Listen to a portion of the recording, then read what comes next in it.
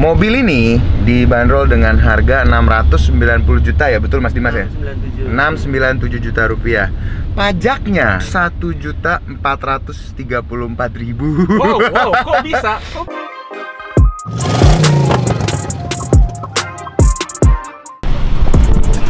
Oh, what's up? What's good YouTube? Kenalin, nama gue Berti. Hari ini gue mau ngevlogin mobil EV Hyundai Kona yang EV. Nah, sambil perjalanan kita minum dulu kopi Ko 78, kopi dingin yang nikmat yang bikin melek. Jadi gimana nih Pak? Is this your first EV? Yes, belum pernah nyetir EV or near close one ya. Jadi penasaran banget sama. Penasaran banget, apalagi Kona penasaran sama single transmission. Oh. Sebagai anak yang hobi ugal-ugalan ya, kita itu sangat penasaran dengan akselerasi dan gimana dia manage high speed gitu loh. On paper itu dia 0 ke 100 kph di 9,9 detik. Yes. But itu on paper. On paper. What we want to know is how that 9.9 second feels on the road. On the road. Ini dia showroom Hyundai Kebonjeruk yang ada di Jalan Panjang nomor 5 Jakarta Barat.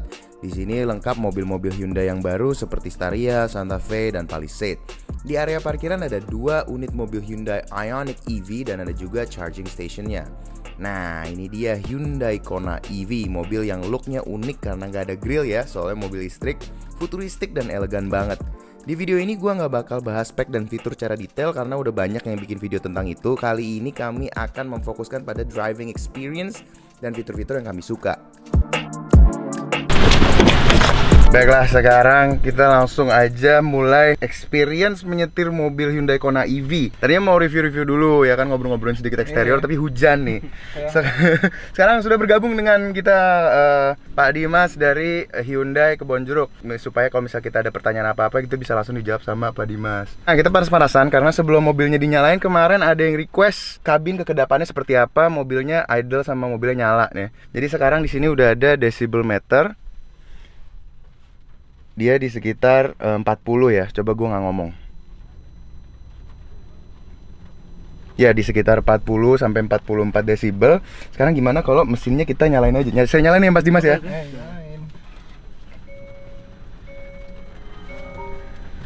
Udah gitu aja. Udah nyala. Oke, sekarang kondisi mobilnya nyala. Ini dia. Dengan kondisi mesin menyala sekitar 40 dan 44 juga, jadi nggak ada perbedaan sih. Ya. Gokil. Oke, sebelum kita mulai jalan, ini masih aneh banget nggak sih, Dul? Aneh banget. Jujur ini pas nyala ini rasanya kayak kalau lu di foto tapi nggak ada 1, 2, 3. Udah di foto, udah nyala mobilnya tiba-tiba. Terus ini steering wheelnya ada Hyundai yang modern. You got that silver trim di bawah sini, keren banget. Terus leathernya juga oke, empuk lah. Terus ini futuristik banget, very minimalistic, very simple. Orang kebanyakan bilang kayak interiornya underwhelming, but I think that's poinnya bukan itu. Poinnya bukan mewah, tapi simplistic, future, kayak minimalis gitu. Sekarang kan desain Q-nya banyak yang minimalis ya kan. So, ini quite ingenious. Kenapa? AC-nya diputer di sini nongol. Oh yoi. Just need one screen. Iya, bener banget. Kemudian fitur yang paling penting di mobil zaman sekarang adalah Apple CarPlay, dan di mobil ini koneksinya gampang banget. Playnya bagus, ini warnanya lumayan terang ya. Berapa nit Mas, tahu nggak ini? Sekitar 400 nit ya. 400 nit, cukup terang ya buat di dalam mobil. Udah ada voice command-nya di sini. Oh, udah ada voice command di steering wheel juga udah ada voice command-nya ya. Hey Siri, open Spotify. Yo, it's the future. Tes audionya kali ya. Oke. I'm feeling it. Oh, okay. That's pretty good. That's pretty good. Bagus audionya. You ready? Langsung. Mobil ini juga udah punya heads up display yang retractable. Ketika diaktifkan dia akan muncul di dash dan looknya manis banget. Oke teman-teman, sekarang gua udah mulai nyetir si Hyundai Kona EV-nya ini. Dan sebelum kita masuk ke jalan tol dan kita tes kecepatan dan akselerasinya, gua minta maaf dulu ya, ini hujan, jadi mungkin kalau audionya kurang bagus, ya emang kondisinya lagi nggak pas aja. Sebelum kita tes kecepatan, ini ada satu yang pengen gue bahas, si regenerative braking-nya. Apa itu regenerative braking? Sistem pengereman yang dimana kalau misalnya kita lepas kaki kita dari gas, dia itu akan melakukan pengisian daya Dan ada 3 tingkatan. Jadi level 1, 2, dan 3. Semakin tinggi tingkatannya, semakin besar pengisian daya yang akan dilakukan ketika mobil ini melakukan pengereman tanpa injek rem ya. Jadi betul kita lepas gas.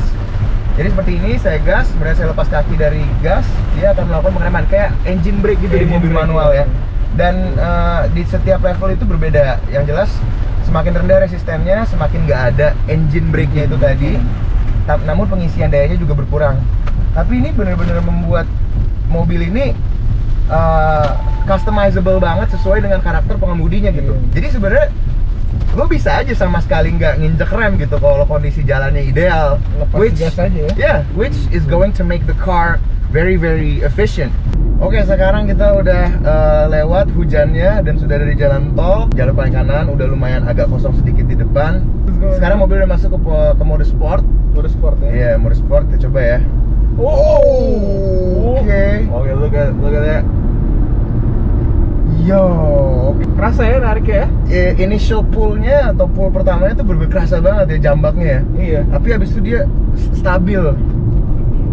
Langsung loh. Oh my god, that is so good. Akselerasi di mobil ini agak susah digambarin lewat video, soalnya berbeda banget. Nggak ada suara raungan mesin, nggak ada ganti gigi, dan powernya itu instan dan konstan. Rasanya tuh mirip kayak pesawat lagi take off. Oh, sudah bapak motor. Tau gak sih rasanya kayak take off di pesawat. Iya kan? Asik kan? Beneran. Akselerasinya sih mungkin top speednya nggak gimana banget ya. Tapi pullnya itu loh. Memang kalau misalnya sama di dunia per EV-an itu orang paling kaget sama akselerasi. Iya. Karena memang kalau electric dynamo itu kan electric motor itu torque-nya instan kan ya. Iya. Jadi memang beda banget kalau misalnya sama mesin kayak combustion engine. Bener. Dan ini kan kalau nggak salah powernya 136 PS ya, Pak? Iya, betul. 130-an lah ya, 130-an PS. Tapi torque-nya 390-an ya. Iya. Itu apa tuh comparisonnya kalau gitu? Narik apa tuh? Gede banget torsinya buat kayak horsepower segitu gitu loh. Ini nyaman banget sih mobil ini. So far sebenarnya mobil ini nyaman banget. High speed, low speed, di kemacetan tadi, di bawah hujan, itu benar-benar rasanya nyaman, enak, makes you feel good. Kayak it's fun to drive. Yes. Dan ini juga fitur seat cooler sama seat warmernya instan banget, nggak begitu lama nunggu, cepet banget, dan ini dinginnya mantep ya. Wah, dingin banget. Dinginnya mantep. Cocok buat orang-orang yang punggungnya gampang keringetan kayak gue. Apalagi sama leather seat kan kadang-kadang suka ini ya. Yes, betul banget. Leather seat kan kadang-kadang membuat keringat semakin berkeringat ya. Tapi ini jadinya enak banget loh. Ini mobil bener-bener nyaman banget. Driving experience dengan mobil ini luar biasa banget. Gue yakin kalau kalian udah coba test drive, lo bakal kepengen mobil ini. Mantap ya Pak, hari ini dapat semuanya ya. Mantep. Nyetir casual dapat, akselerasi dapat, macet dapat. Dapat banget. Keren. Hujan dapat. Hujan juga udah dapat lagi. Mobil ini dibanderol dengan harga 690 juta ya, betul Mas Dimas ya? 697 juta rupiah. Pajaknya saya ada STNK-nya di sini. Itu 1.434.000. Wow, kok bisa? Tadi pajaknya katanya di awal-awal itu 2,9 juta ya Mas ya? Iya. Kemudian di diskon lagi, ada insentif lagi dari pemerintah jadi 1,4. Dan tidak kena progresif. Jadi kalau misalnya teman-teman udah punya 3 atau 4 mobil, ini sebagai mobil kelima tetap sama, nggak berubah pajaknya. Ditambah lagi gratis servis selama 5 tahun dan garansi baterai sampai 8 tahun. Dan juga fitur-fitur safety dalam berkemudi seperti lane keeping assist, brake assist, dan lain-lain sangat mudah diakses dan dikonfigurasi sesuai dengan keinginan pengemudi. Sayangnya kami tidak sempat menguji pengisian daya di tempat pengisian daya umum karena kondisinya tidak memungkinkan. Tapi kecepatan pengisian daya dengan fast charging itu sekitar 40 menit dari 0 sampai 100% full.